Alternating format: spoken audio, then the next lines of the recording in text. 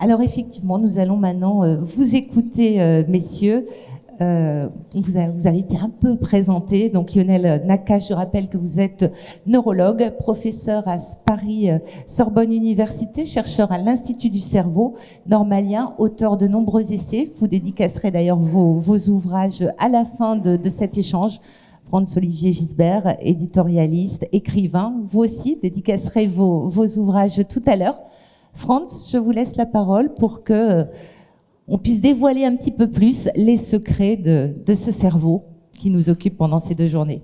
Merci à vous. Alors, Merci. On a jusqu'à quelle heure? Parce que je sais que vous êtes très sévère. Absolument. 16h05. 16h05. Pour Vous nous prendre virez à quelques 16h05. questions. Non, Ok, on prend quelques questions du public. On peut aller jusqu'à 16h10, vous voulez dire? Oui. C'est ça, d'accord, ok.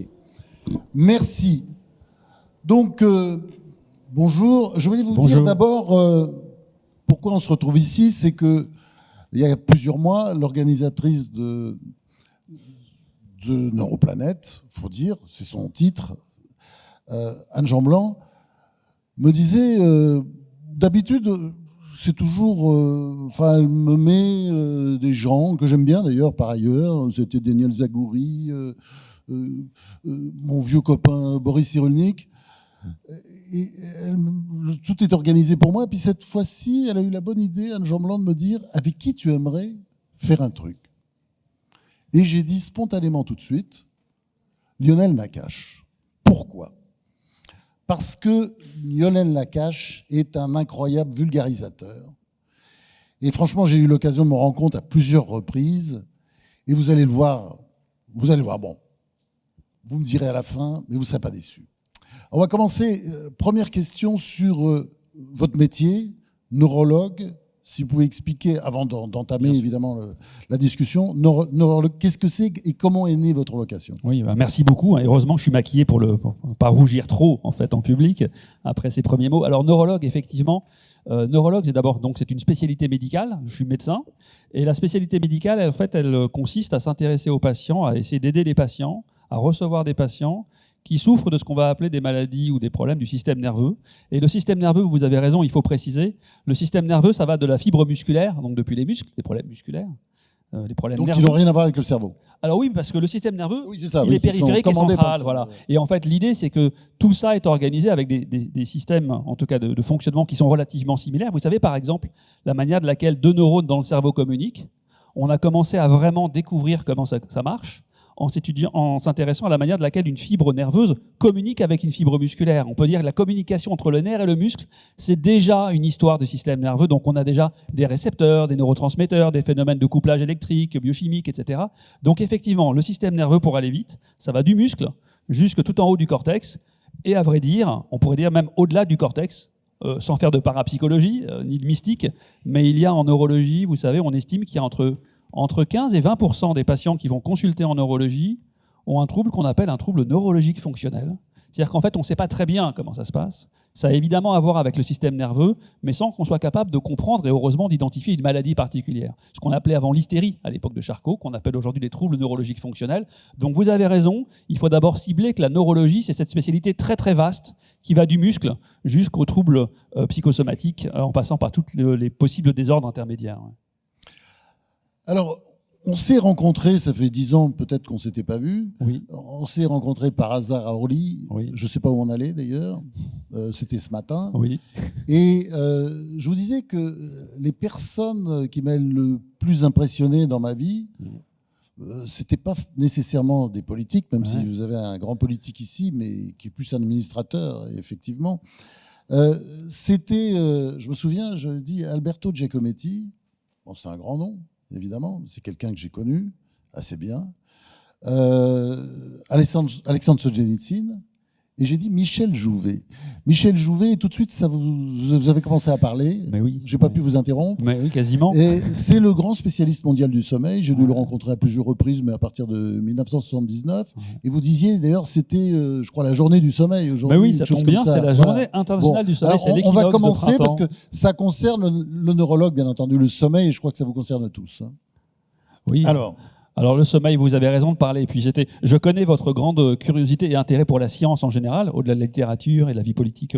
Mais c'est vrai que j'étais surpris positivement d'entendre le nom de Michel Jouvet. Et il s'avère que ce matin, dans ma chronique de France Culture, je le mentionnais.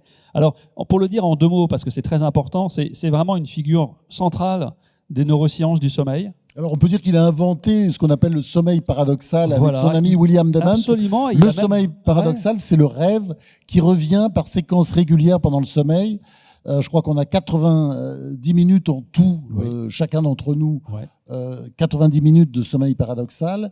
Et le secret, disons, des gens qui dorment bien, c'est effectivement, qui dorment bien et peu, c'est d'amasser le maximum de sommeil paradoxal dans le minimum de sommeil, parce que le sommeil, il sert à rien, en fait. Alors non, il sert à beaucoup de choses.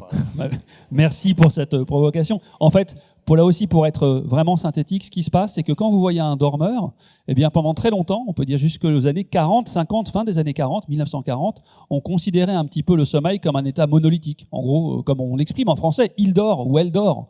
Et en fait, dans les années 40, 50, et avec les travaux de Michel Jouvet et d'autres, on commence par découvrir qu'en fait, derrière cette apparence monolithique de quelqu'un qui n'est pas là, qui dort, en fait, il y a une succession de stades différents. Il y a vraiment 4 stades différents importants. Et notamment, comme vous l'avez dit, il y a des stades où notre cerveau s'enfonce de plus en plus progressivement dans un sommeil de plus en plus profond. Et à un moment donné, et ça c'est une des découvertes de Michel Jouvet, qui est décédé il y a quelques années, quasiment centenaire ou un peu plus. En fait, Michel Jouvet découvre qu'il y a un moment où, alors que de l'extérieur, le dormeur a l'air profondément endormi, tout aussi profondément endormi qu'à l'instant d'avant, en fait, subitement, son cortex a basculé dans un état d'activité qui est quasiment celui qui correspond au vôtre et au mien maintenant. C'est-à-dire que ça se voit aux yeux, puisque les yeux bougent. Sont animés de mouvements rapides. Et d'ailleurs, on peut faire une petite digression là-dessus. En français, on aime bien appeler ça le sommeil paradoxal. Et je vais revenir là-dessus rapidement, parce que c'est important, vous l'avez donné, cette expression. Et puis, il y a l'érection aussi qui arrive en même temps, pour les hommes comme pour les femmes, avec l'érection clitoridienne. Et c'est intéressant. Absolument. Ça ouvre des perspectives. Et Michel Jouvet avait d'ailleurs noté que dans une des peintures rupestres d'une des grottes, je ne sais plus si c'était Chauvet ou une autre, on voit en fait un homme allongé, en érection, et avec un oiseau. Et son interprétation, c'est que c'était peut-être la première représentation culturelle humaine d'un rêve. Parce que l'oiseau, c'est la vie mentale, alors que la personne a l'air d'être... et voire même peut-être une des origines du dualisme, de penser qu'il y a un esprit et un corps, parce que quand le corps semble mort, un peu comme le dormeur du Val de Rimbaud, eh bien en fait non, l'esprit est encore très vivant, donc on peut jouer avec ça. Alors pourquoi le sommeil paradoxal ? Il faut insister là-dessus, c'est très important, parce que le paradoxe souligné par Jouvet, c'est que de l'extérieur, on a l'impression que le corps est inerte, alors que l'esprit est conscient. Le cerveau est dans un état très activé, d'éveil, alors que le corps ne l'est pas. Et nos amis, nos collègues anglo-saxons, vous savez que la tradition scientifique anglo-saxonne, c'est plutôt une tradition très empirique. Donc quand on discute, nous les Français, on aime bien élaborer des théories et projeter nos théories et nommer les choses avec nos théories. Et la tradition plutôt anglo-saxonne dit non, mais nous on s'en fiche de s'appeler. Ça n'a rien de paradoxal, c'est un sommeil où, comme vous l'avez dit, les yeux sont animés de mouvements oculaires rapides. Donc le nom anglo-saxon du sommeil paradoxal, c'est REM sleep, ça veut dire sommeil à mouvement oculaire rapide, parce que c'est ça ce qui se passe. Voilà. Mais donc il y a cette touche un petit peu particulière, mais qui est très importante parce qu'elle permet de comprendre, avec les travaux de Jouvet, et qui sont poursuivis maintenant par beaucoup de collègues, des nouvelles, en fait la richesse insoupçonnée, vous le disiez, ça sert à rien, en fait si notre sommeil, c'est un tiers de la vie, une sorte de face cachée de l'existence, parce qu'on n'en a pas vraiment des souvenirs, souvent on n'est pas conscient, mais pour autant, on peut creuser un peu ça si vous voulez, mais chacun de ces stades de sommeil est associé à des propriétés fondamentales, vraiment extrêmement importantes. Creusons. Pardon ? Creusons alors. Creusons, voilà, merci pour un dialogue socratique. Alors, vous savez, une découverte très récente, que je peux vous raconter parce qu'elle est en plus très amusante et très profonde, et elle peut vous être utile, chacun d'entre vous. L'histoire commence au début du XXe siècle. Tout le monde connaît Edison, le grand inventeur génial américain qui a déposé, je crois, des centaines ou des milliers de brevets. Et non seulement Edison, avec une grande curiosité scientifique, s'intéressait à 1001 phénomènes, mais il avait également une introspection. Et il avait fait la découverte suivante, lui-même. Il s'était rendu compte qu'il y avait en fait une condition propice à sa créativité intellectuelle, qui était la suivante. Il s'était rendu compte que la meilleure façon de créer, d'avoir une nouvelle idée géniale, c'était de penser consciemment en étant éveillé au problème qu'il voulait résoudre, puis de se laisser aller doucement dans un début de sommeil mais pas un sommeil trop profond. Sinon, il avait réalisé que s'il dormait vraiment, il se réveillait aussi bête qu'avant, entre guillemets. Et donc, il avait élaboré une astuce, ça s'appelle la méthode Edison. Donc, il avait une sorte de fauteuil à bascule, confortable. Il pensait à un problème en essayant de doucement se balancer dans son fauteuil. Et il avait conçu une sphère métallique qu'il tenait dans la main, parce qu'il avait également compris que lorsqu'on s'endort, on a une diminution du tonus musculaire. Et donc, ça lui permettait de penser à son problème, de commencer à s'endormir, mais dès que son sommeil commençait à devenir un tout petit peu trop profond, ce qu'on appelle aujourd'hui, ce qu'il ne savait pas, dépasser le stade N1 du sommeil léger, eh bien sa main se relâchait, la sphère tombait lourdement sur le sol, ça faisait un bruit qui le réveillait. Et donc c'est la méthode qu'il avait, et donc mes collègues, Delphine Oudiette, Isabelle Arnulf et leurs collègues à l'Institut du cerveau, à la Salpêtrière, ont publié l'année dernière une étude remarquable dans laquelle elles ont effectivement montré que c'est vrai. C'est-à-dire que si on vous soumet, je ne vais pas prendre le détail de l'étude, mais si on vous soumet à un problème compliqué à résoudre, on va dire que 10% à peu près des sujets trouvaient la solution. Mais si on vous laissait vous endormir en mesurant votre sommeil et en vous réveillant juste pendant le sommeil léger, eh bien, la proportion de sujets qui pouvaient découvrir l'astuce grimpait à plus de 80%. Et si on vous laissait dormir plus profondément, eh bien, vous redescendiez au stade normal. Donc, effectivement, une méthode qu'on peut on peut régler beaucoup de problèmes comme ça. Ah oui, énormément de Mais problèmes. aussi à travers le sommeil profond, puisque sans trahir la conversation de ce matin, vous disiez, moi aussi d'ailleurs, on peut avoir d'énormes problèmes et en fait, c'est mieux de se dormir dessus, comme on dit. Hein, c'est une expression populaire. Absolument. On va dormir dessus et le matin, on a la solution. Ouais, c'est-à-dire que le cerveau a travaillé. Ah, vous avez parfaitement raison. Et il y a plusieurs couches de. Alors, il y a évidemment. Tout ce qu'on raconte là sont des choses qui sont, c'est vrai, fascinantes parce qu'on ne les connaissait pas il y a peu de temps, mais il faut vraiment rester humble, c'est-à-dire qu'il y a beaucoup de choses encore à faire pour comprendre le sommeil. Maintenant, vous parlez du sommeil profond, et c'est un point vraiment fondamental. Pourquoi ? Là aussi, il y a une petite histoire neuroscientifique, je peux prendre 2-3 minutes pour vous la raconter. Et c'est vraiment comme ça que ça s'est passé. Dans les années 70, on a un collègue anglais qui s'appelle désormais Sir John O'Keefe, il était anobli par la reine à l'époque. Et John O'Keefe découvre, en fait, on le fait vite, que dans les hippocampes, nos hippocampes, vous savez, les structures cérébrales importantes. La mémoire. Exactement. Eh bien, il découvre, en fait, l'existence d'un GPS cérébral. Et l'image n'est pas trop métaphorique. C'est-à-dire qu'il y a des neurones qu'on appelle, depuis sa découverte, on appelle ça des place cells, des cellules de lieu. Et ça veut dire que quand vous êtes rentré dans le cube, là, tout à l'heure, en passant par eh bien, dès que vous êtes rentré, votre GPS a cartographié cérébral, a cartographié l'endroit et a identifié, a codé votre position dans cet espace. Alors, John O'Keefe découvre ça, découverte remarquable. Il s'ensuit une quarantaine d'années de recherche fondamentale. Alors, c'est toujours une histoire collective, mais parmi les figures clés, il y a un couple de chercheurs, May Britt et Edward Moser, M-O-S-E-R, qui ont complexifié le travail de O'Keefe et qui ont vraiment décrit les propriétés de ce GPS cérébral. Et là, on arrive à votre question. Et d'ailleurs, ses collègues ont reçu le prix Nobel en 2014 pour ça. Eh bien, des collègues américains découvrent, vers la fin des années 90, que quand nous endormons, dès que nous gagnons le sommeil profond, donc cette fois-ci non pas le sommeil léger, créativité, mais le sommeil profond, vraiment le sommeil à ondes lentes, profond, il y a un phénomène assez extraordinaire qui se passe, c'est que notre GPS cérébral se rallume et se met à rejouer nos trajectoires de la veille des centaines et des milliers de fois. Et comme cette fois-ci, il n'y a pas besoin de bouger notre corps physique, pas besoin de bouger nos os, notre graisse, nos muscles, eh bien c'est un film mental accéléré de vos trajectoires, de nos trajectoires de la veille, à l'endroit et à l'envers. Donc on appelle ça le replay, vraiment. On passe en mode replay. Et évidemment, si on empêche le replay de survenir, eh bien qu'est-ce qui ne va pas marcher ? C'est qu'on aura du mal à consolider dans notre mémoire les souvenirs de la veille. Autrement dit, le sommeil profond a un rôle fondamental pour la consolidation de la mémoire. Et là où cette aventure devient fascinante, c'est qu'il ne s'agit pas uniquement de la mémoire des lieux, mais autrement dit, en rejouant nos trajectoires de déambulation, eh bien, nous consolidons les souvenirs de ce que nous étions en train de vivre quand nous étions là où nous étions. Autrement dire, une sorte d'ancrage spatial de la mémoire. Et d'ailleurs, ça ouvre plein de perspectives. Par exemple, on discute avec des urbanistes, peut-être pour construire les villes de demain, les lieux dans lesquels on déambule, cette déambulation physique qui va être rejouée dans notre cerveau pendant le sommeil profond, il vaut mieux essayer de développer des lieux de déambulation qui soient riches, qui soient pas trop symétriques pour pas qu'on s'y perde, mais donc du coup de vraiment découvrir cet ancrage dans l'espace de la mémoire des épisodes de notre existence. Donc ça, c'est le sommeil profond. Et en médecine, il y a des phénomènes dans lesquels c'est perturbé. Les apnées du sommeil, vous savez, par exemple. Apnée du sommeil, vous expliquez? Alors, apnée du sommeil, ça veut dire C'est quand on oublie de respirer. Alors oui, c'est-à-dire qu'en fait, la respiration, comme la marche, et il y a quelques activités comme ça, elles présentent le phénomène intéressant suivant, c'est qu'on peut respirer, on parle de ventilation, hein, c'est pas la respiration cellulaire, les mouvements respiratoires, eh bien on peut respirer de deux manières.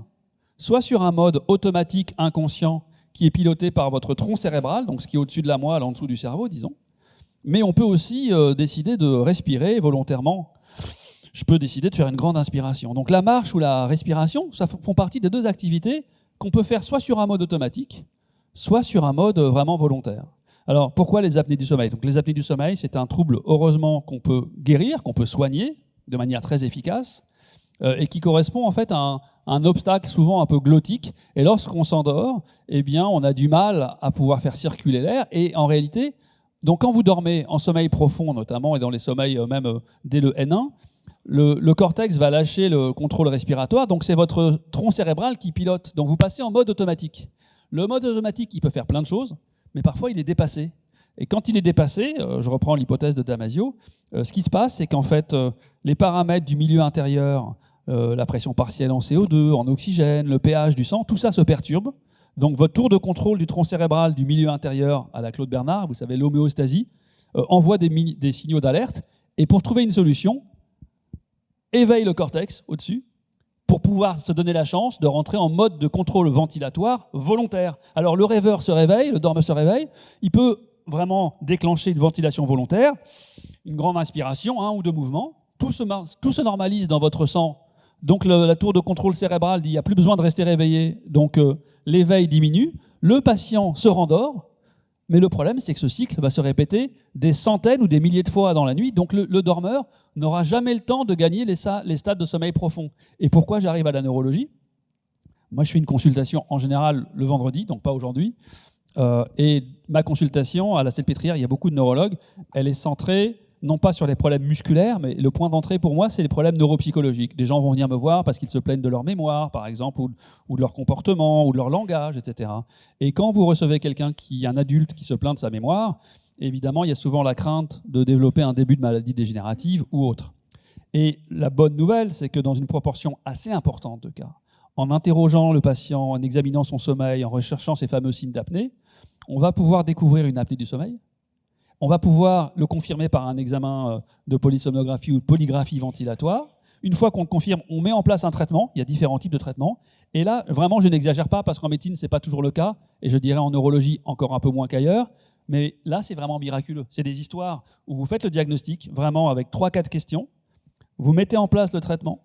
Et le patient vient vous revoir au bout de quelques semaines avec un état de bien-être qu'il n'a pas eu depuis longtemps et surtout une mémoire qui revient. Donc, si on boucle la boucle, le sommeil profond, la mémoire. Alors, vous parliez tout à l'heure de reprogrammation à propos du sommeil.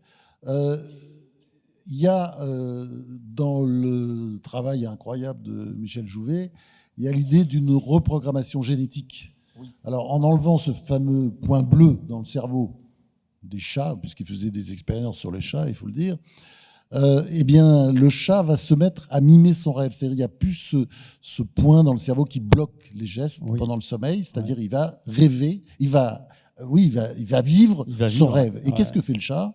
On n'a pas fait sur l'humain. Je ne sais pas ce qu'il ferait, l'humain. Peut-être qu'il tue, je ne sais pas. Mais sur le chat, on le voit, il chasse des souris toute la nuit. Absolument. Et ça, voilà, on revient. Donc, c'est une des plus grandes découvertes de Michel Jouvet. Et vous avez eu de la chance de le rencontrer, voilà, de pouvoir avoir rencontré plusieurs fois, un personnage. Alors, vous pouvez d'ailleurs, sur le site de l'Université de Lyon, il y a des documents, beaucoup de bibliographies, il y a même des vidéos, des expériences de Jouvet. Alors, je leur explique très rapidement ce que vient de dire François Olivier, c'est très important. Donc, années 50, Michel Jouvet découvre le sommeil paradoxal. Et en fait, le sommeil paradoxal, c'est quoi? Donc, un EEG qui vous montre que le sujet est conscient, donc c'est paradoxal, quoi. Il a l'air endormi, mais il est conscient. Quasiment un EEG d'un sujet éveillé conscient. Et puis, des mouvements oculaires rapides.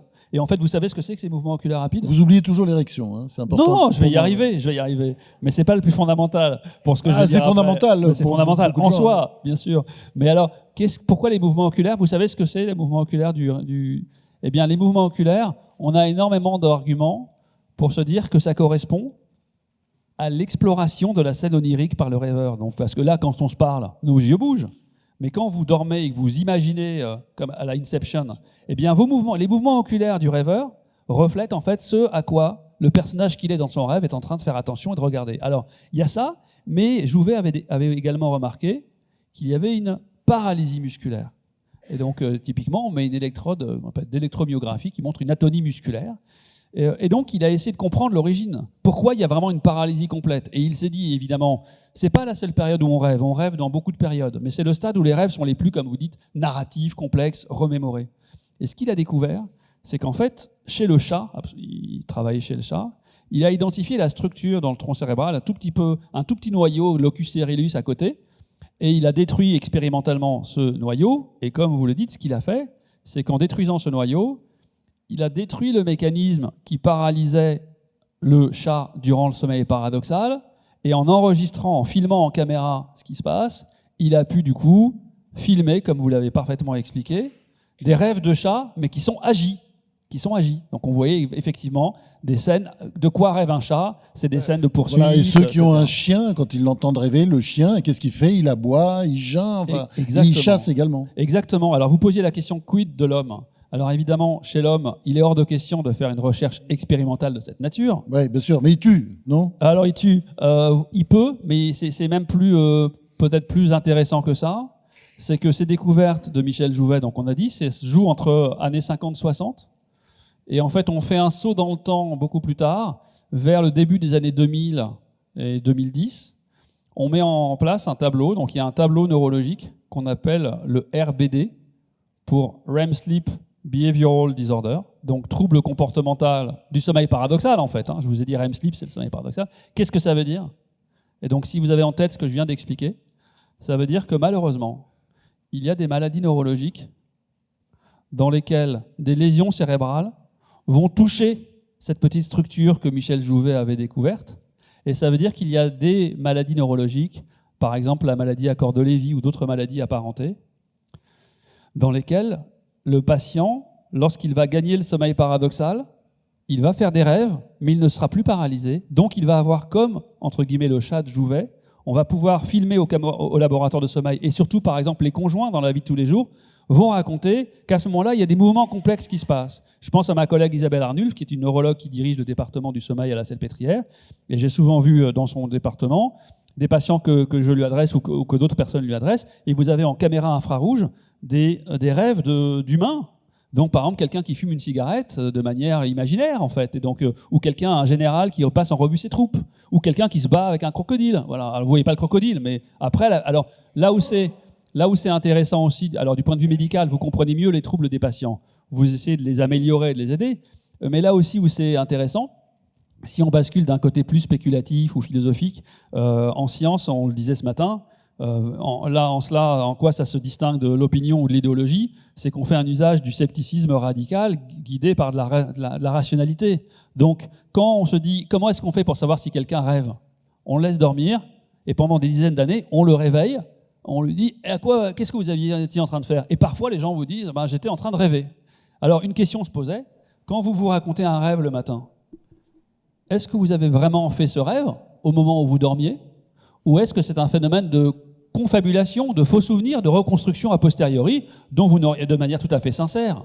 Et vous voyez bien que les troubles du comportemental en sommeil paradoxal, en vous permettant de filmer le comportement que le rêveur avait, quand vous le réveillez et que vous l'interrogez, s'il vous raconte une histoire qui correspond à ce que vous filmiez, ça donne un argument extrêmement fort pour penser qu'effectivement, lorsque quelqu'un vous a dit qu'il a rêvé, la plupart du temps, il a probablement vraiment rêvé. Et que ce n'est pas uniquement ensuite un discours narratif qui va interpréter, faire des choses, là où de la psychanalyse, c'est aussi lové, de se dire, il y a évidemment une construction par le récit, mais qu'il s'est passé un événement originaire qui a à voir avec cette activité onirique complexe. Donc voilà, c'est pour ça que si on remet toutes ces cases ensemble, notre sommeil, c'est une période fondamentale de l'existence pour la créativité, la mémoire, et que vous le disiez aussi, pour beaucoup d'aspects de santé également.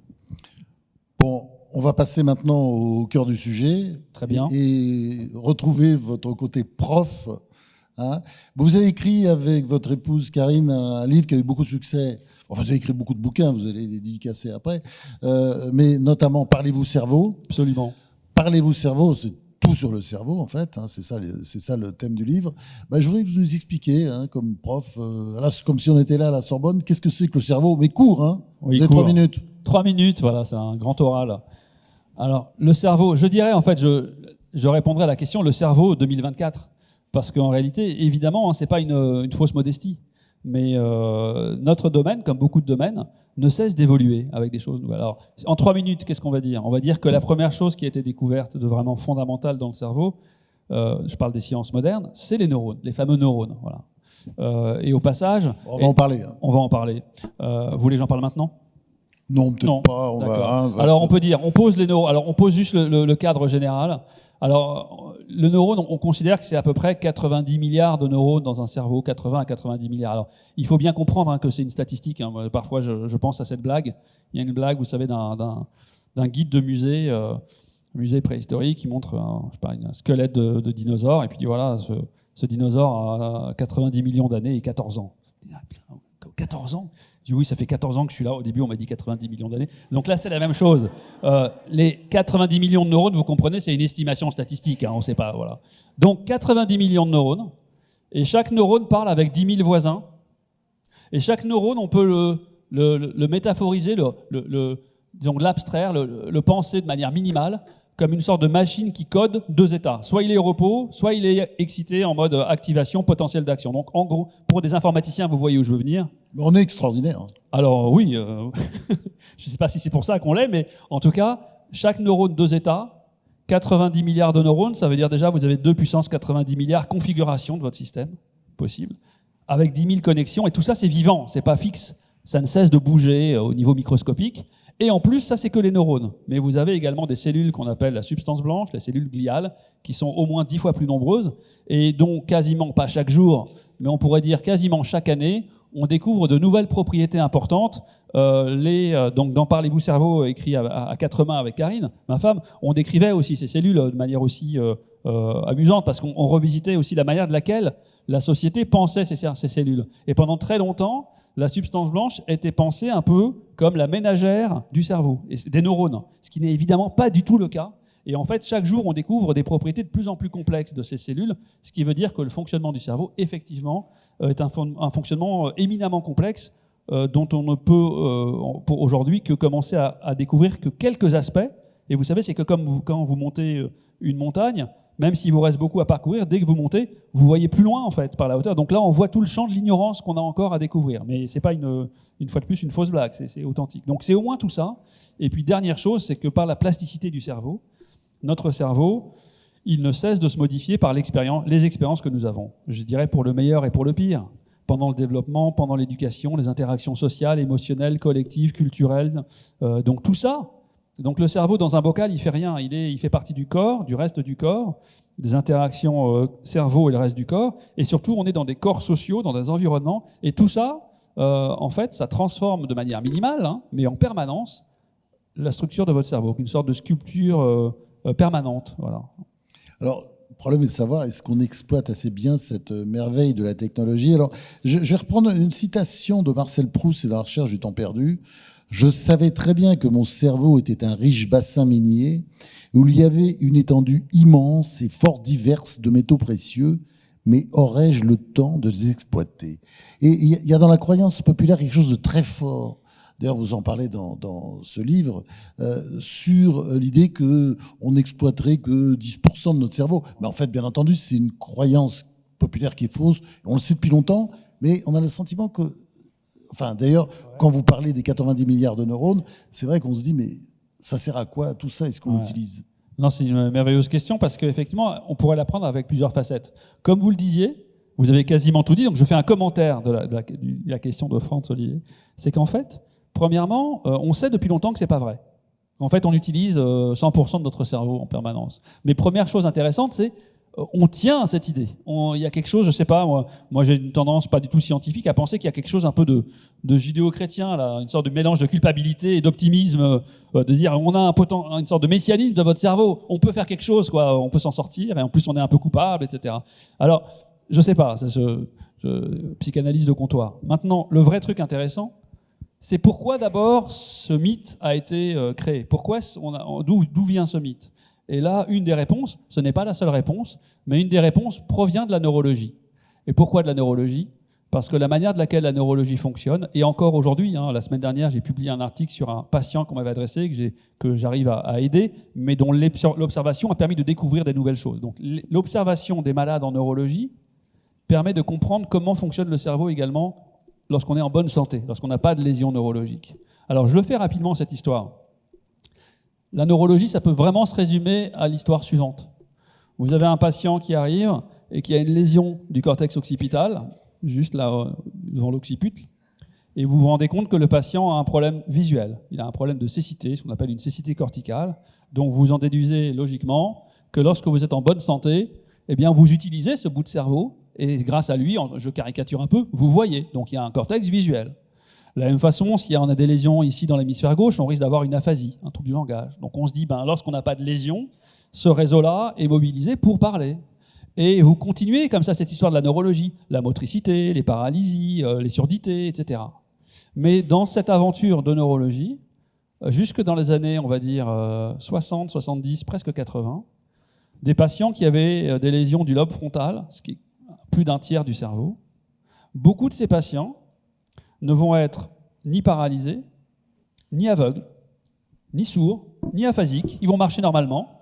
Donc, dans un premier temps, la neurologie décrivait ces patients comme des patients qui avaient des lésions, c'était le terme qu'on utilisait, des lésions, entre guillemets, muettes. Ce qui veut dire, si on poursuit ça, que les gens se disaient, en fait, dans un cerveau normal, on n'utilise pas vraiment ces régions, puisque lorsqu'elles sont endommagées, il n'y a pas de conséquences. Alors, où était le problème ? Le problème, c'est que quand vous examinez un patient en 10 minutes dans une consultation, ou même en 20 minutes, si vous n'avez pas à l'esprit ce que je vais vous dire, vous passerez à côté. C'est-à-dire que l'examen neurologique, il va évidemment vérifier la motricité, la vision, le langage, mais il va également viser à s'intéresser aux aspects les plus subtils de notre fonctionnement mental. Notre sens de l'humour, notre imaginaire, notre capacité de créativité, notre capacité à échapper à l'ici et maintenant d'une situation. Et en fait, c'est tout ça ce que font ces régions. Donc en fait, contrairement à ce que les gens pensaient, ces lésions ne sont pas muettes et ces régions ne sont pas inutilisées, elles sont au contraire sollicitées dans les aspects les plus riches de notre vie mentale. Donc, on utilise tout le cerveau en permanence, et on pourrait dire que l'optimisme, il vient d'ailleurs, c'est que vous utilisez, et moi aussi, mon cerveau dans son intégralité en permanence, si on veut parler comme ça. Par contre, souvenez-vous de la plasticité, ce cerveau, il ne cesse de changer, donc vous utilisez 100% de quelque chose, mais qui n'est pas fixe, et qui peut évoluer vers quelque chose. C'est-à-dire que si un enfant se met à apprendre à jouer du violon, eh bien, au bout de 4, 5, 6 ans, il y a une partie du cerveau qui va se développer. Et qui n'était pas qui n'avait pas encore acquis cette compétence. Et donc, il va toujours utiliser 100%, mais 100%, 5 ans plus tard, ça sait faire des choses que vous ne saviez pas faire 5 ans avant. Donc, l'optimisme, il vient de la dynamique temporelle. C'est qu'en fait, on utilise toujours tout notre cerveau. J'aime pas trop parler comme ça parce qu'on utilise un vocabulaire dualiste, un peu comme s'il y avait mon cerveau et moi. Mais on garde cet usage, on va dire, pour la simplicité, la commodité du langage. Mais donc, pour être simple, on utilise 100% du cerveau, mais ce 100% n'est pas fixe. Et c'est de là d'où peut venir une forme d'optimisme ou de pessimisme. Parce que, comme je vous le disais, la plasticité, c'est pas Disneyland. Parfois, c'est pour des bonnes choses. Mais si on ne se sert plus du cerveau, c'est pas terrible. Alors ça, c'est pas terrible. Alors justement, sur cette question, il y a aussi des traumatismes. Il y a une autre croyance populaire qui est le cerveau est un muscle. Donc il faut l'entraîner, il faut le renforcer. Et comment le renforcer ? Alors ça, c'est une très bonne question. J'ai pas toutes les réponses. Et puis dans ce genre de questions, là, c'est au médecin. Non, oui, c'est vrai. Mais alors, vous savez, il y a parfois une sorte de glissement un peu à la Knock. C'est-à-dire que parfois, il y a une knockisation de la société qui vise à médicaliser la vie normale. Et que c'est pas mal que la médecine reste à sa place, que la médecine s'occupe des personnes qui sont malades. Et dès lors que la médecine cherche à instruire les gens en bonne santé sur ce qu'ils devraient faire, ça peut parfois être utile, mais il faut vraiment avoir à l'esprit que comme tout le monde bien portant a peur de la maladie, tout le monde est avide de pouvoir entendre des choses qui vont pouvoir les rassurer. et que ces choses soient vraiment exactes ou pas, ça devient presque secondaire. Donc je dirais, je vais vous répondre, mais on est bien conscient du fait que cette notion de la médecine, la médicalisation de la santé normale, à travers le discours de la prévention, il est très important ce discours, mais il faut faire attention. Voilà. Donc, alors qu'est-ce qu'il faut faire ensuite? C'est du bon sens. On va dire qu'on n'aurait même pas besoin de neurologues ou de médecins ou de chercheurs. D'abord, c'est qu'il faut pouvoir stimuler toutes nos compétences. Et quand on parle de toutes les connaissances, toutes les compétences, c'est pas uniquement, il n'y a pas de hiérarchie. Hein, je veux dire que les talents manuels, intellectuels, de déambulation, sportifs, tout ça est très important. Et la meilleure preuve, on parlera peut-être tout à l'heure un peu d'IA. Moi, je trouve ça toujours extrêmement bien comme blessure narcissique, qu'aujourd'hui, en 2024, les premières choses comme compétences humaines qui sont tombées par l'IA, c'est jouer aux échecs, jouer aux jeux de Go, c'est-à-dire ce qui était placé à l'époque, Kasparov, Karpov, c'était un peu presque un côté symbolique entre les USA et Fischer, et qui va gagner, et que par contre, un menuisier, personne ne sait le simuler en IA. Vous voyez, ça veut dire que l'intelligence du geste et de la main, c'est pas juste un slogan de Raffarin, c'est quelque chose, il y a quelque chose de vrai, de profond. C'est-à-dire que donc, pour stimuler votre cerveau, il faut stimuler toutes vos compétences, et de manière aussi, on pourrait dire, assez apaisée, et en se guidant aussi par le principe de plaisir, ce qui vous fait plaisir, faire des choses que vous aimez faire. Voilà.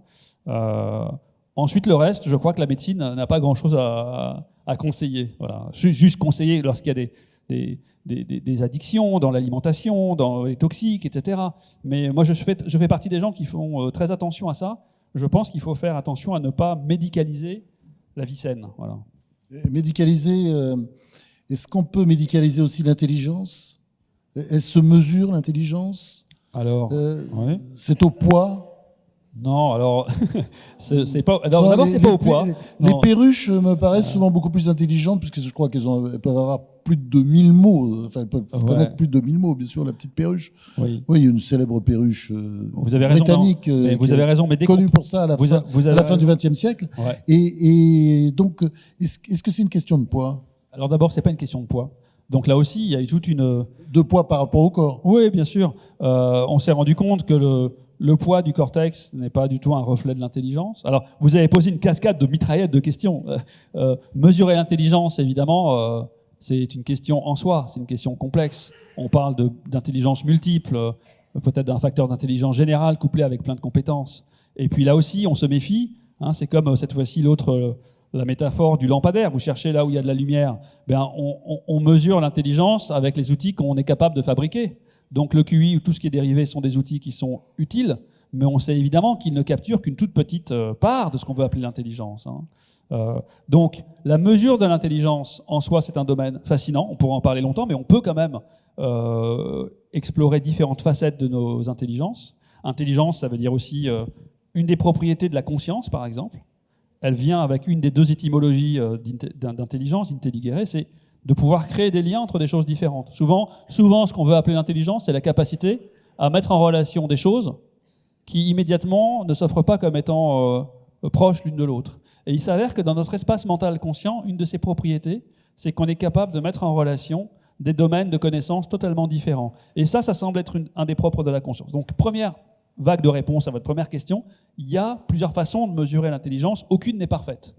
Deuxième aspect, ce n'est pas lié au poids, c'est peut-être davantage lié au replissement de la surface corticale, mais là aussi il faut faire attention. Vous savez, il y avait un très grand un biologiste, Stephen Jay Gould, si je ne me trompe pas, qui avait écrit un livre qui s'appelle La malmesure de l'homme, et que les scientifiques sont des humains, donc la science c'est quelque chose, mais la conception de la science peut être également biaisée par des idéologies, par tout ce qu'on veut.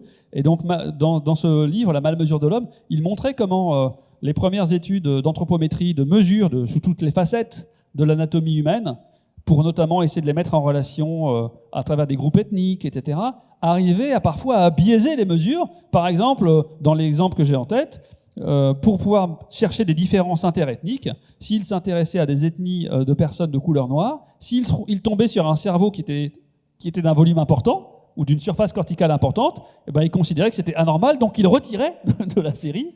Et donc à la fin, vous arrivez avec une moyenne qui est inférieure uniquement par des biais de cette nature. Donc voilà, il ne faut pas confondre la science et le scientisme.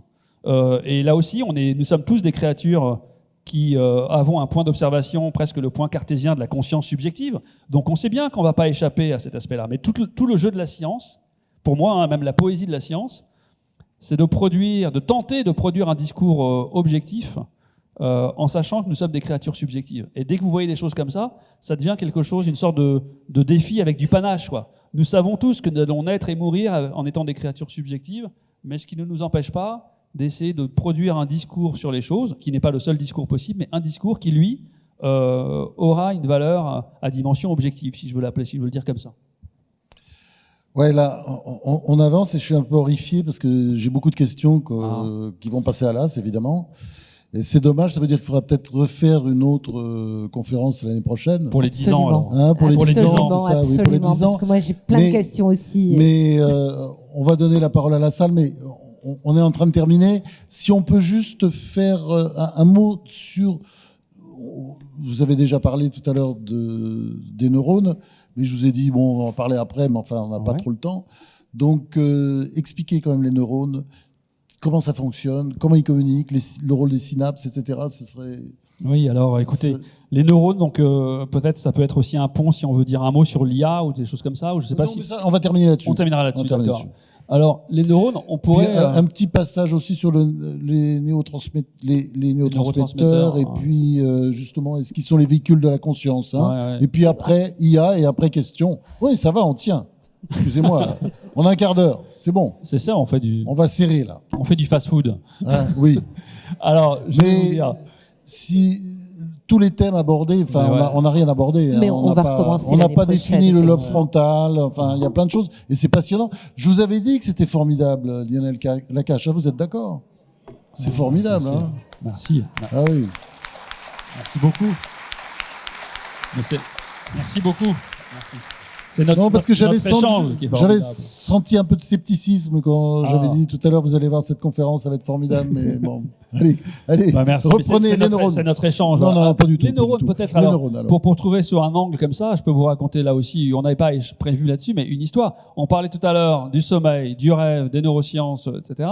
Alors, une façon de vous répondre, c'est que une des grandes découvertes du fonctionnement des neurones, qui est toujours valide aujourd'hui, a été formulé par en fait on appelle ça un neurobiologiste, un chercheur allemand du début du XXe siècle qui s'appelait Otto Lévy.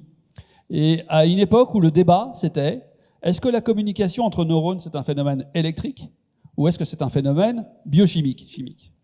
Évidemment, vous connaissez la réponse c'est que c'est les deux à la fois. Mais à l'époque, on ne savait pas.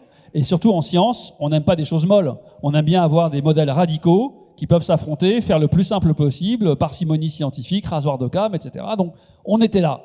Et Otto Lévy, alors l'histoire est vraie, quoi. En tout cas, l'histoire que je vous raconte est l'histoire racontée. Otto Lévy, une nuit de Pâques, il s'endort, obsédé par cette idée, est-ce que c'est biochimique ou électrique, la communication entre neurones? Et il rapporte avoir fait un rêve, durant lequel il trouve l'idée de l'expérience géniale qui allait lui permettre de résoudre la question. Alors il se réveille, et il griffonne, il se rendort, alors on ne sait pas à quel stade c'était, et le matin il se réveille, il tombe sur ses notes, et ces notes sont absolument illisibles, même pour lui. Donc il reste avec, en plus, la question, est-ce que c'était un fantasme, est-ce que c'était un vrai rêve, qu'est-ce qui s'est passé, et sans doute très malheureux. Mais il a une chance incroyable, ça devient une histoire presque mythologique, il se rendort, et le deuxième soir, il se rendort, il prétend avoir fait le même rêve, en tout cas il fait un rêve dans lequel il est expérimenté. Et cette fois-ci, averti de la veille, il se réveille et il note très minutieusement. Il arrive le matin, il se réveille, il lit, il arrive à se relire, il file à son laboratoire, il fait cette expérience, et cette expérience allait lui apporter le prix Nobel, ce qui n'est pas une fin dans la vie. Alors c'est quoi l'expérience? C'est qu'il prenait le modèle de la grenouille. Et la grenouille, vous savez, il y a notamment le cœur de la grenouille, et elle est commandée notamment au niveau nerveux par le nerf pneumogastrique. Hein, le 10, il y a plein de livres aujourd'hui sur le nerf vague, etc. Donc qu'est-ce qu'il fait? Il met un cœur de grenouille qui a son nerf vague dans un récipient avec du sérum salé, etc.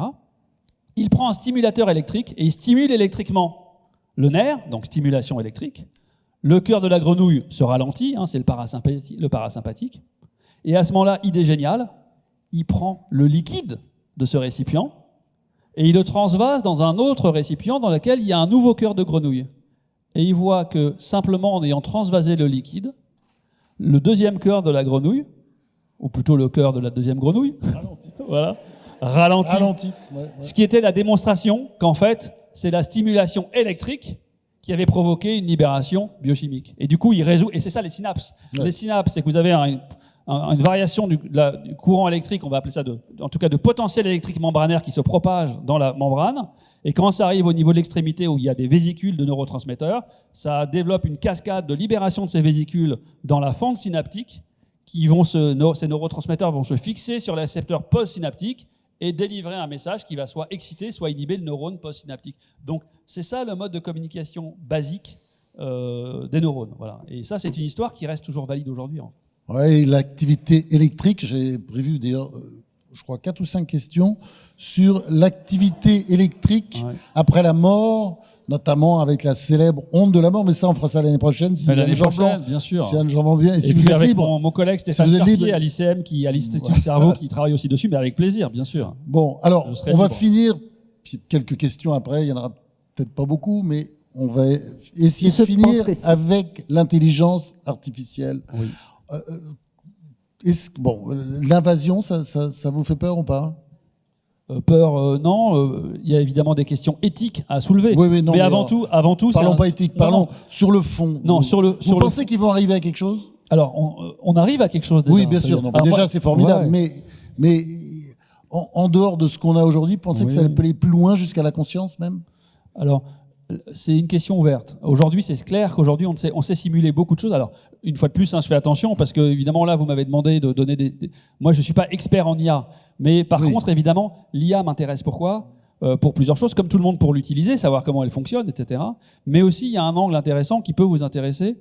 C'est de voir à quel point il y a une ressemblance ou pas entre l'IA et l'intelligence naturelle. Et pour le faire vite, l'IA dont je parle, parce qu'il y a plein de modèles, il y a plein d'écoles d'IA différentes, celle dans laquelle nous baignons actuellement, avec les travaux de chercheurs comme Yann Lequin et d'autres, c'est notamment ce qu'on appelle le deep learning, les réseaux profonds convolutifs, DCNN en anglais. Et en fait, là où c'est fascinant cette aventure, c'est que quand vous lisez Yann Lequin, quand vous discutez avec lui ou ses collègues, l'intuition, c'est du neuromimétisme. C'est de se dire, est-ce qu'on va pouvoir essayer de simuler le fonctionnement d'un cerveau humain ou d'un cerveau de primate non humain, mais à partir d'une sorte de simulation informatique dont l'architecture essaye de reproduire des propriétés de neurones. Alors je vais très vite. Vous souvenez-vous, on s'est dit qu'un neurone, c'est 2 états binaires, donc on a une métaphore un peu informationnelle, si vous voulez. Et là où ça devient fascinant, donc il y a les connexions entre des neurones simulés, artificiels, des neurones formels, et dans le cerveau, ce qu'on n'a pas eu le temps de dire, c'est que lorsque je vous vois, par exemple, mon cortex visuel primaire, il construit une carte de contraste visuel qui correspond à peu près à celle de la rétine. Voilà. Et puis cette région-là va envoyer des informations à d'autres régions situées en avant, un peu plus en avant dans mon cerveau, et chacune de ces couches de neurones va extraire des propriétés, extraire des formes, extraire des couleurs, extraire ensuite des groupes de formes, jusqu'à pouvoir identifier un chapeau, un mot, un verre, etc. Et la neurologie aussi nous aide là, parce qu'il y a des patients qui vont avoir des agnosies visuelles, des troubles de reconnaissance. Souvenez-vous de Oliver Sacks, l'homme qui prenait sa femme pour un chapeau. On parle de tableaux comme ça. Ou la prosopagnosie, le fait de ne pas reconnaître des visages. Alors là où ça devient fascinant, c'est que nos collègues d'informatique, d'IA, ils se disent, on va construire un réseau artificiel de neurones formels, avec des algorithmes comme ça, mais en soumettant une architecture qui reproduise ce qu'on a compris de l'architecture du cerveau. C'est-à-dire, vous avez une image qui est envoyée, par exemple, à un algorithme. Il y a une première couche qui va faire l'équivalent de la couche rétinotopique de V1, une deuxième qui va extraire des attributs de plus en plus importants, et ensuite, c'est en sortie, vous avez une réponse. C'est un visage, etc. Et là où ça devient fascinant, c'est un domaine en soi, maintenant depuis plus de 10 ans, c'est que vous pouvez avoir des collègues qui ont un pied des 2 domaines, et qui vont, par exemple, je vous montre un chapeau, je vois ce qui se passe en IRM fonctionnel dans toutes ces couches du vrai cerveau, et je vois ce qui se passe en IA dans les différentes couches de réseaux de deep learning, et je vois si les deux, s'il y a un parallélisme, s'il y a une forme d'identité. Et un des grands résultats d'une dizaine d'études, là maintenant, c'est qu'on arrive à voir que ces réseaux de deep learning qui arrivent à capturer les propriétés de reconnaissance, par exemple visuelle, eh bien, ils reproduisent assez bien une partie de l'organisation de ces couches du cerveau. Ce qui permet au passage de vérifier la pertinence également du type d'opérations qui sont réalisées dans un vrai cerveau. Donc vous voyez, il y a un aller-retour entre les 2 domaines. Mais pour répondre vraiment à votre question, mon collègue et ami Stanislas Dehaene avait proposé dans un de ses livres, je crois dans Apprendre, et je suis tout à fait d'accord avec lui, c'est que ce qui est fait pour l'instant dans ces modèles, ça commence à capturer assez bien ce qui se passe, par exemple, si je prends la perception, dans les 2 premiers dixièmes de seconde de la perception. Et c'est la partie non consciente. Mais vers 3 dixièmes de seconde, souvent, on peut prendre conscience d'une information. Et pour l'instant, les propriétés de traitement psychologique qui vont avec, pour l'instant, ces modèles ne sont pas capables de le faire. Alors, est-ce qu'elles seront, c'est votre question, capables ou pas de le faire? Il y a des personnes qui pensent que in silico, c'est possible. D'autres qui pensent, comme Damasio, qu'il faut des interactions avec un corps physique, un dialogue entre des organes autres que pour aussi faire naître une conscience de soi, des émotions. Et moi, je suis au milieu, plutôt. C'est-à-dire que je pense que la phase initiale de constitution d'une conscience, pour avoir la conscience de soi, nécessite d'avoir une localisation dans l'espace. Mais une fois que c'est établi dans votre cerveau, eh bien ensuite, probablement, vous n'avez plus besoin d'avoir le reste du corps. Ça ne veut pas dire qu'il ne faut pas l'avoir, évidemment. Mais donc, je pense que dans l'émergence de la conscience, il y a des aspects de communication cerveau-reste du corps fondamentaux, mais pour structurer cette représentation. Mais une fois qu'elle existe, elle n'a peut-être pas tellement besoin du reste du corps. Alors, dernière question avant la salle, très courte. Très courte. Alors, avec une réponse courte. Hein, oui. Vous êtes gentil, mais vous avez vos questions. Ça part d'une réflexion du président chinois devant des chefs d'entreprise, notamment un, qui est « c'est foutu, l'Occident, ça va jamais le faire. Vous êtes en train de fabriquer des générations de crétins avec le shit d'un côté, le portable tout le temps et surtout les jeux vidéo. Est-ce que vous pensez que nos cerveaux risquent d'être endommagés dans les prochaines décennies, ceux des nouvelles générations? Et vous voulez une réponse rapide? Oui. En 30 secondes. Vous avez... non, mais on est à la télé, on est enregistré d'ailleurs. Bien sûr. À la télé, c'est... 30 secondes. Ah oui. oui, 30 secondes. Et encore. Allez. Mais ça n'a pas commencé. Top. Voilà, très bien. Alors, non, deux éléments. Premier élément de réponse, ce que vous dites, ça me fait penser à une nouvelle. Il y a une nouvelle de Philippe Cadic. Je ne sais pas si vous avez tous en tête, mais une des nouvelles de Philippe Cadic. Donc, je prends 30 secondes en plus. C'est un conflit entre 2 civilisations. Et donc, il y a des gens qui sont au taquet pour vérifier tout ce qui arrive d'une autre civilisation. Et en fait, des choses arrivent, et ils se disent, oui, il doit y avoir un piège, un truc. Et en fait, c'est des boîtes de jeux à la con, etc. Et vraiment, le guise de la nouvelle, c'est qu'en fait, les gens laissent passer, mais le jeu, c'est un jeu qui rend débile. Donc, effectivement, c'est d'abrutir les gens, et que c'est ça l'arme de combat ultime. Alors, sans rentrer dans les fantasmes un peu performatifs de Xi Jinping ou quelqu'un d'autre, je dirais 2 choses. C'est que d'un côté, souvent, l'intelligence collective, elle est fondée sur le fait qu'il puisse y avoir vraiment une absence de normalisation des esprits. Donc, on pourrait dire que peut-être que un certain prix à payer collectivement, pour pouvoir émerger des pensées vraiment originales, vraiment disruptives, vraiment créatives. Vous pensez aux grands auteurs de la littérature du XXe siècle, etc. Eh bien, les paradis artificiels, tout ce que vous voulez. Donc, évidemment que le fait de pouvoir ouvrir un espace de possible qui expose également à des dangers, à des risques, c'est néanmoins une des solutions possibles pour préserver des espaces de liberté. Donc ça irait contre ce discours. Et par ailleurs, pour ne pas être démago, c'est que, évidemment, les aspects toxiques, quand vous voyez les gens de Google qui vont vous dire « oui, moi je suis très content de faire des smartphones, mais mes enfants, avant 15 ans, ils n'y touchent pas », c'est d'une sorte de discours d'une horreur à vomir. Donc, Steve Jobs, par exemple. Il est décédé, mais c'est ce qu'il apparemment disait ou faisait. Donc évidemment, je pense qu'il faut raison garder, ne pas s'orienter vers un modèle complètement normatif, où si tout le monde fait la même chose, mais ça ne sera pas très intéressant, et en même temps rester lucide des risques. Voilà, 40 secondes. Merci. Voilà, merci. Merci beaucoup. On vous applaudit parce que c'était passionnant. Merci. Pas de questions dans la salle? Si, je pense qu'il va y avoir des questions dans la salle. De toute façon, on a dit qu'on vous retrouve l'année prochaine, donc voilà. Alors, n'hésitez pas à lever la main. Question courte, s'il vous plaît, vous êtes très nombreux. Et je vais donner l'exemple. Vous avez parlé de l'apnée du sommeil. Est-ce qu'il y a un lien avec la maladie d'Alzheimer? Et donc, deuxième question, bien évidemment, est-ce qu'il est important de dépister les apnées du sommeil? Là aussi, très rapidement. Alors, très rapidement, dépister les apnées du sommeil, c'est très important à plus d'un titre. D'abord parce que ça permet de faire disparaître des symptômes très gênants de fatigue, troubles de mémoire, etc. Et puis, à la longue, c'est aussi un facteur de risque cardiovasculaire. Donc, et on sait facilement le dépister. Les signes clés, je vous dis quand même, en dehors du fait que le conjoint, par exemple, puisse observer qu'il y a parfois des moments où la personne ne respire plus, vraiment en apnée. Deuxièmement, qu'il y ait une fatigue importante. Et un des meilleurs signes, par exemple, c'est de se réveiller, vraiment d'avoir des céphalées au réveil. Quand on se réveille le matin avec des céphalées, alors il peut y avoir des poussées d'hypertension, etc. Mais les céphalées au réveil, en fait, dans l'apnée, elles sont provoquées par l'hypoxie qui va donner une augmentation du gaz carbonique, PCO2, qui vont donner en fait des maux de tête. Donc quelqu'un qui est fatigué, qui ne se souvient plus très bien, qui a des apnées et qui en plus a mal à la tête le matin, vous êtes quasiment sur diagnostic. Et donc ça se diagnostique facilement, ça se traite, on pourrait dire quand même facilement, voilà, Oui. chez la plupart des gens. Et c'est très important. Très important. Et dernière phase de la question, alors il n'y a pas un lien direct connu aujourd'hui avec l'Alzheimer, c'est plutôt un diagnostic différentiel, c'est-à-dire ça permet de rassurer quelqu'un. Maintenant, la science est toujours complexe. Parmi les derniers travaux, on parlait du fonctionnement du sommeil. Un point qu'on n'a pas mentionné, c'est qu'il semble que pendant certaines périodes du sommeil profond, le fameux où il y a le replay dont on a parlé, eh bien, il y aurait un phénomène de clearance de certaines protéines qui s'accumulent dans les neurones. Donc peut-être qu'une partie d'un sommeil de mauvaise qualité, si ces phénomènes donc de clearance, c'est-à-dire en fait vraiment de pouvoir disons évacuer ces protéines qui, dont je vous rappelle, l'accumulation dans les neurones finit par provoquer la mort du neurone. Donc il y a peut-être également une vertu, mais ça reste, c'est un champ de recherche, mais des premières données très très étonnantes qui laisseraient supposer qu'il y a des phases du sommeil.